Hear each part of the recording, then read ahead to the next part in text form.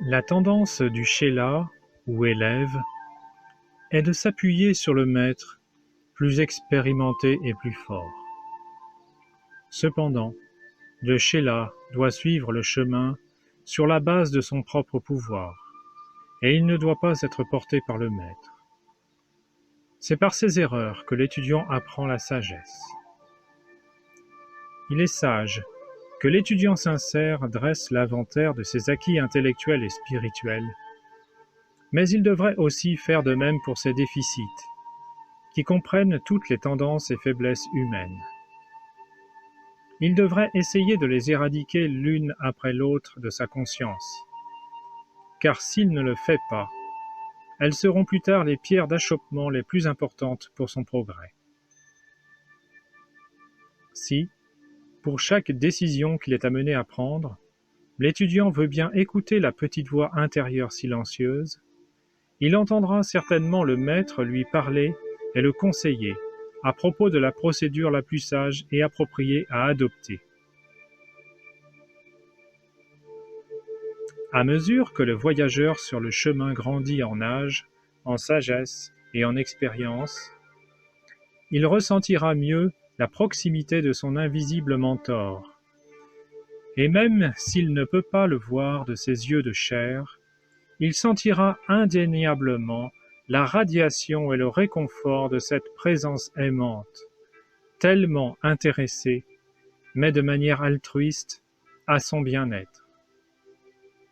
Il trouvera que le maître, qu'il a cherché à l'extérieur, est en fait plus près que ses mains et ses pieds, et plus proche que son souffle.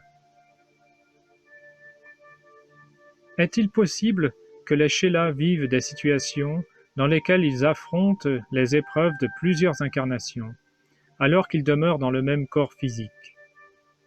Réponse oui. Quand un individu arrive sous la direction personnelle de Saint-Germain, en tant que conducteur actif du rayon violet, il dispose du merveilleux privilège d'assumer plusieurs incarnations en une seule, sans devoir rejeter le corps physique. Durant cette incarnation, il se retrouvera dans de nouveaux environnements où amis et situations changent constamment. Des opportunités additionnelles lui seront octroyées pour surmonter ses mauvaises habitudes et pour atteindre la maîtrise.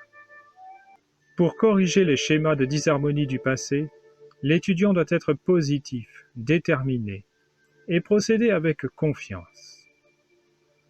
Qui a la volonté et la détermination de changer ces schémas de disharmonie avec suffisamment de sincérité et de ténacité dans les sentiments, devient le maître des circonstances. Ne vous découragez pas dans vos tentatives de mettre votre monde en ordre. Remettez l'ouvrage sur le métier, sachant qu'avec Dieu, vous formez une majorité et que vous prévaudrez. Chez les maîtres, il y a différents degrés dans la discipline. Les maîtres Séraphis Bey, El Morya et Hilarion sont connus pour être plutôt stricts. Koutoumi, Jésus et Mère Marie sont d'une nature plutôt douce. André Riviera pour contemplativeart.com